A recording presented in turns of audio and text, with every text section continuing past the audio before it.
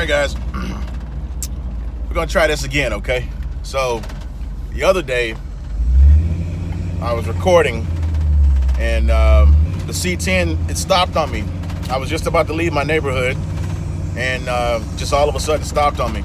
Did a little troubleshooting, and it turns out that the fuel pump, it didn't fail, but the fuel pump actually came dislodged in the fuel tank. So now we are headed to BDD Sounds. It's car, audio, stereo, and alarm. These guys have been around for a while. They've done a couple cars for me. I've referred some business to them. Lots of people I know have gone to them. And then also I shot a video at their shop probably about a year ago. They do a little bit of everything. Their main bread and butter is, of course, car audio, stereo, and alarm, window tint, but they also do LS swaps. They do custom mods, full bills. So we're gonna go over. We're gonna do a Viper remote start setup and get this thing safe and secure. Finish the rest of the build. I got a passenger with me today. My little buddy Trip. Say what's up, Trip. Say what's up, YouTube. All right, guys, so I'm here at my next stop at BDD Sounds. I'm here to get the remote start Viper alarm setup done on this car, on this C-10. So we'll be here for at least a couple hours while they work their magic getting that done. So in the meantime, I'll just maybe shoot a little video of what they got here in the shop, a couple projects they're working on. Got a sweet little C-10 over here, man, they're working on. It's clean. I like the two-tone. It's clean interior.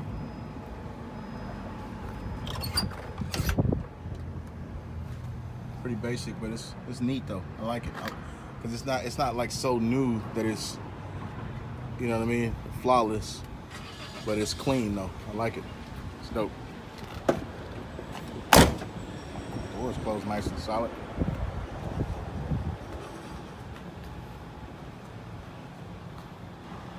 It's a shop though. We got Mustang up there. What's that, 60? What's that, 60, 66? That's 65, 66, 65? What y'all doing to it? We're doing deliver night LS swap. LS swap. Oh, that's right. This is the one. It was down at the end down there first, right? Yeah. We y'all doing a 5.3, 6.0, 6.2, 5.3? Yeah, this thing has a really small engine bay. It's tight. We're getting there. We're just waiting for the oil pan. Uh-huh. The front sub so we can measure the mounts. Right. Yeah. We got some of the mounts here. We have just an old block. Oh, right. Okay. We have Just to mock it up. Yeah. Yeah. But we're still waiting for the pan. Right. So we can race it and see. Yeah. That's got to be a thin pan. Yeah. It drops here and then squeezes down into there. Yeah. Moroso makes one. Moroso makes it. Yeah. It's gonna be a cool car, man. Yeah. And this car is light too, so Oh man. it should move.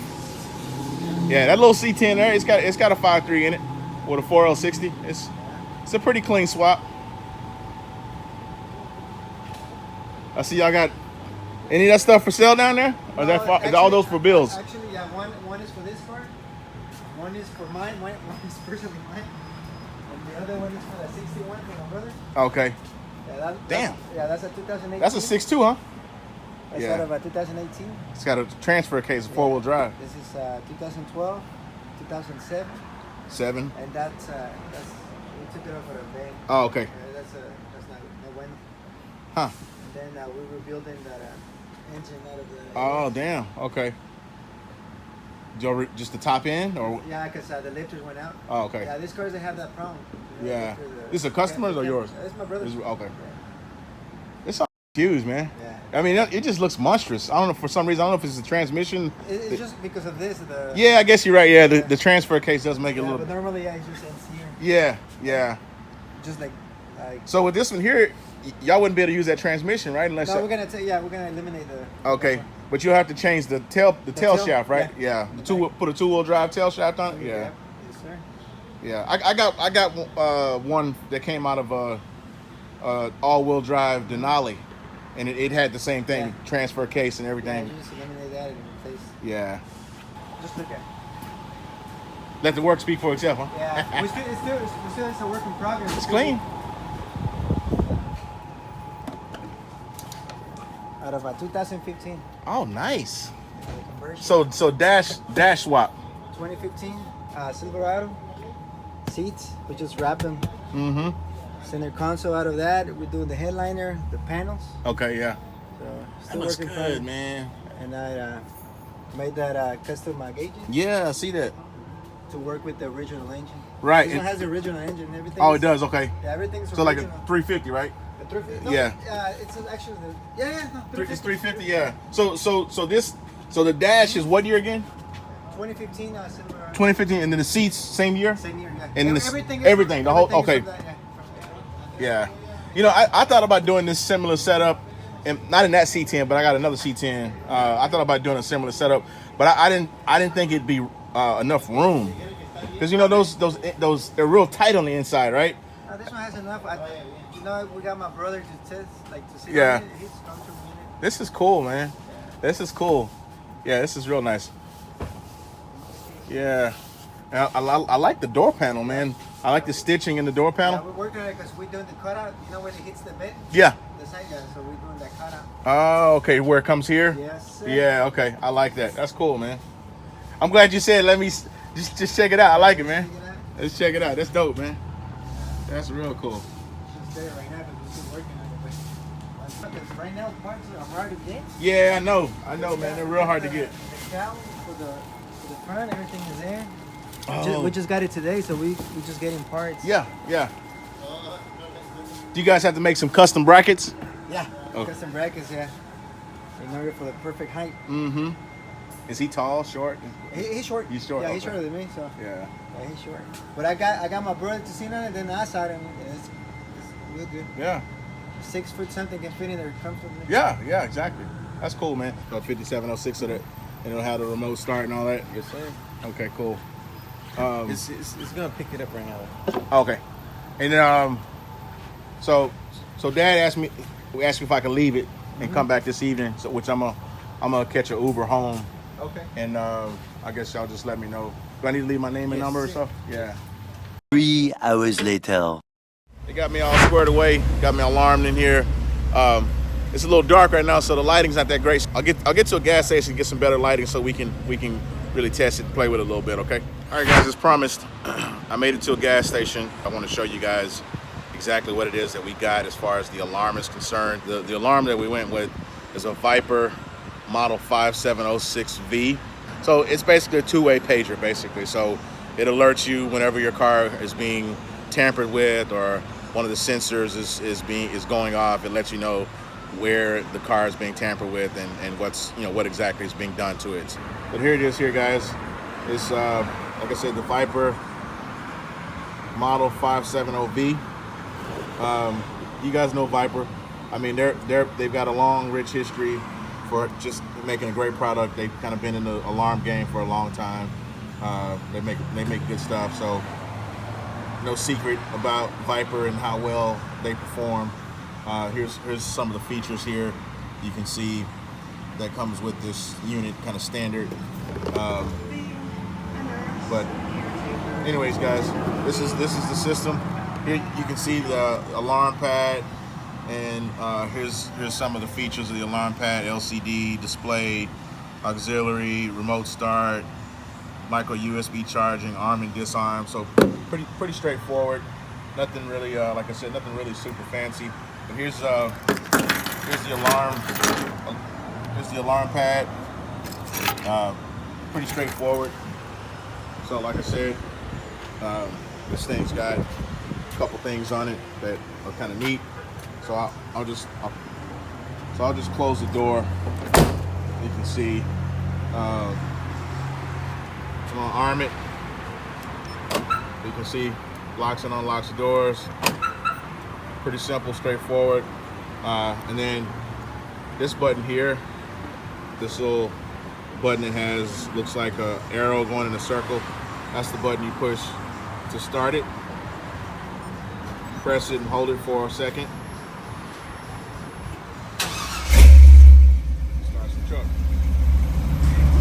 Pretty straightforward, right? Press the button again. Turns the truck off. So, like I said, press the button, let it go.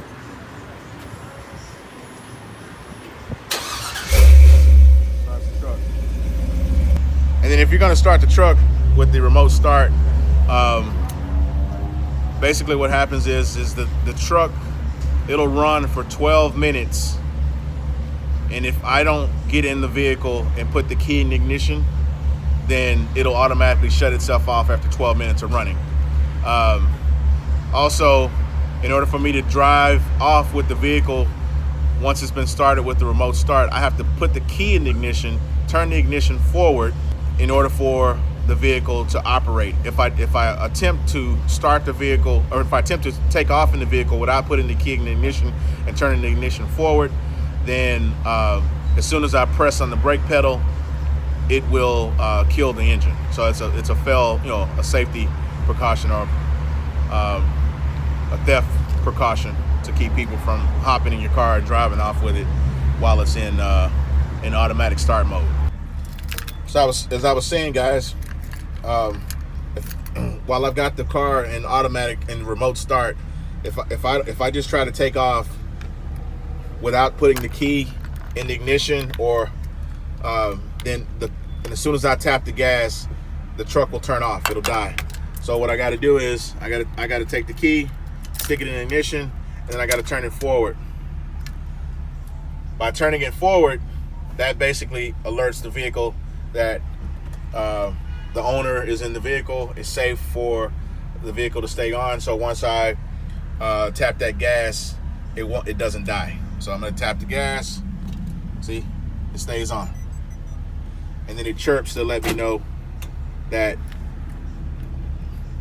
it recognizes that that the key is in ignition, and we can take off.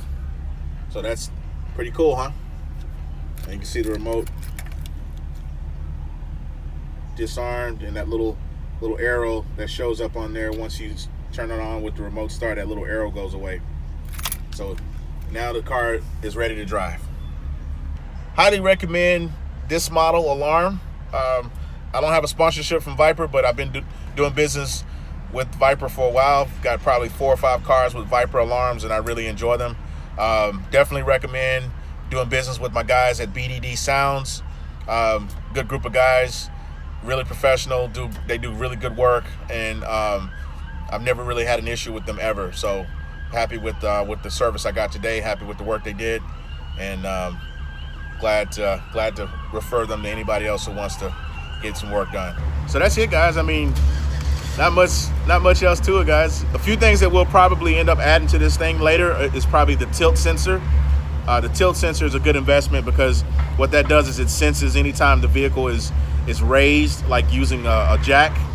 Anytime the vehicle is lifted up over a certain amount of inches, it'll automatically trigger the alarm. The tilt sensor, and I'm also considering doing the proximity sensor.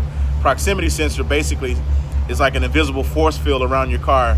If anybody steps within that particular force field, and it's typically like 2 to 3 feet around the vehicle, if anybody steps within that force field, then it'll alert that person that they're too close to the vehicle. It'll chirp or whatever. It'll warn them. And if they continue to stay in that force field within that area, then it'll automatically trigger the alarm. So those are 2 things that I may end up investing in. There's also what they call a mic sensor, which kind of detects really faint sounds. Like when somebody sometimes people take some thieves will take like a spark plug, and they'll tap your window, and it'll make the window shatter, but it won't make a lot of noise. Like if your windows are tinted, they'll take a spark plug and just tap it in a certain area, like in the corner or whatever, and it doesn't make a lot of noise, but it does shatter your window to the point where they can just basically peel back the broken glass still attached to your window tint. and it's a really soft impact. So a lot of times your shock sensor, which is kind of the standard sensor that most alarms have, it detects any kind of vibration or bumps or any kind of impact or blow to the vehicle.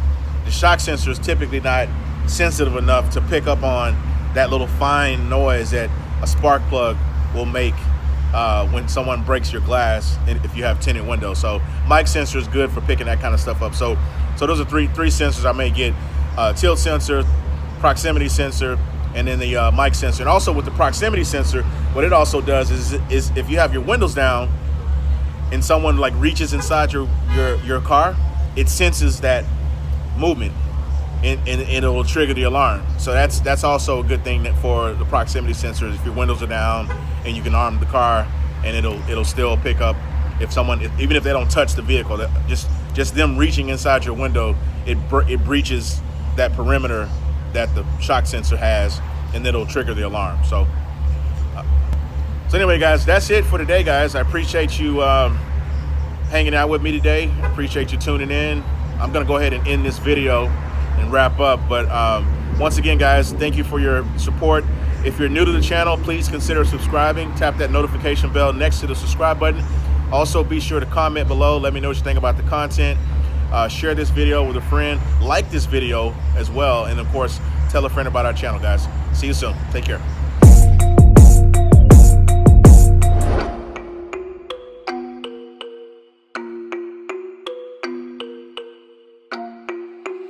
MTCB.